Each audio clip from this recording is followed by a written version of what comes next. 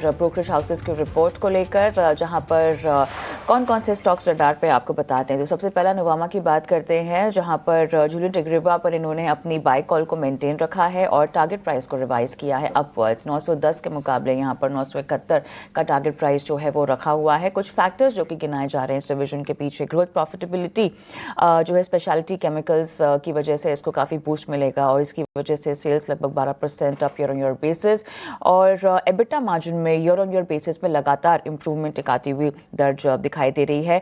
और न्यूट्रिशन और chemical intermediates portfolio जो है वो काफ़ी हद तक प्रेशर में रहा है प्राइसिंग की वजह से, लेकिन उसके अलावा जो बाकी फ्रंट्स और सेगमेंट्स हैं कंपनी के, वो काफ़ी हद तक इस प्रेशर को सेट ऑफ करते हुए दिखाई दे रहे हैं। आगे बढ़ते हैं, पीएनबी हाउसिंग पर एमओएसएल ने अपना बाय कॉल को मेंटेन रखा है और यहाँ पर भी टारगेट प्राइस को रिवाइज किया गया है। 1050 के मुकाबले अब इन्होंने टारगेट प्राइस 1080 का कर दिया है। क्वार्टर अर्निंग्स इन लाइन रही है। न्यू सीईओ अपॉइंटमेंट एक्सपेक्टेड सून, इसको लेकर भी इन्होंने एक टिप्पणी की है। लेकिन अगर हम निम्स देखें तो 7 बिप्स ऑलमोस्ट यहाँ पे स्लिपेज आता हुआ, और इतना ही नहीं, यहाँ पर इन्वेस्टमेंट यील्ड्स को लेकर थोड़ी सी नरमी, लेकिन काफ़ी हद तक ओवरऑल FY26 की हम बात करें तो निम्स जो है लगभग 3.6 से लेकर 3.7% के आसपास रहने की संभावना जताई जा रही है। लेकिन ओवरऑल फ्रंट पर यहाँ पर क्रेडिट कॉस्ट नेट रिकवरीज जो है वो काफ़ी हद तक नेगेटिव रही है। लेकिन कुछ रिस्क होने के अलावा अगर देखा जाए तो आने वाले तिमाहियों के लिए किस तरह का माहौल बन रहा है, काफ़ी हद तक प्रेशर कम होने की संभावना यहाँ पर उन्होंने जताई है।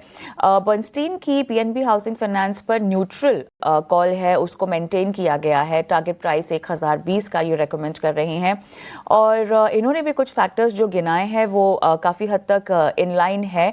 कुछ सेगमेंट्स जो कि इमर्ज हो रहे हैं, जैसे कि इमर्जिंग और अफोर्डेबल हाउसिंग को अगर देखा जाए तो यहाँ पर 25% ईयर ऑन ईयर बेसिस जो इम्प्रूवमेंट हुई है उसी को आगे मेंटेन रखा जाएगा। पोर्टफोलियो यील्ड हालांकि यहाँ पर 9.9% डिप हुई है। निम कॉन्ट्रैक्ट हुए हैं 3.6%, लेकिन अगर देखा जाए स्लिपेजेस अफोर्डेबल बुक्स पे वो थोड़ा सा बढ़ता हुआ दिखाई दे रहा है, लगभग 30 बिप्स क्वार्टर एंड क्वार्टर, लेकिन इसके पीछे मॉनसून एक इम्पैक्ट हो सकता है और lower yields as compared to peers भी एक फैक्टर जो है यहाँ पर गिनाया जा रहा है। एलारा का एक कॉल है बाय का, जो कि इन्होंने मेंटेन किया है जेनटेक पर, और इन्होंने अपनी टारगेट प्राइस को यहाँ पर कम कर दिया है। 2225 के मुकाबले अब 2120 यहाँ पर इन्होंने अपना टारगेट प्राइस कर दिया है। ऑर्डर इनफ्लोज क्योंकि थोड़े से डिफर हुए हैं, सो उसका एक इम्पैक्ट देखने को मिल सकता है। रेवेन्यूज जो कि 28% year on year basis down रहे हैं और 170 करोड़ पर ये आंकड़ा आता हुआ दर्ज हुआ है। प्रोडक्ट डिमांड, एक्सपोर्ट पोटेंशियल और इम्प्रूविंग सब्सिडी परफॉर्मेंस, ये एक फैक्टर है जो कि आगे आने वाले समय में काफ़ी हद तक कंपनी की परफॉर्मेंस को आगे बढ़ाएंगे या उस पर निर्भर करेगी कंपनी की परफॉर्मेंस।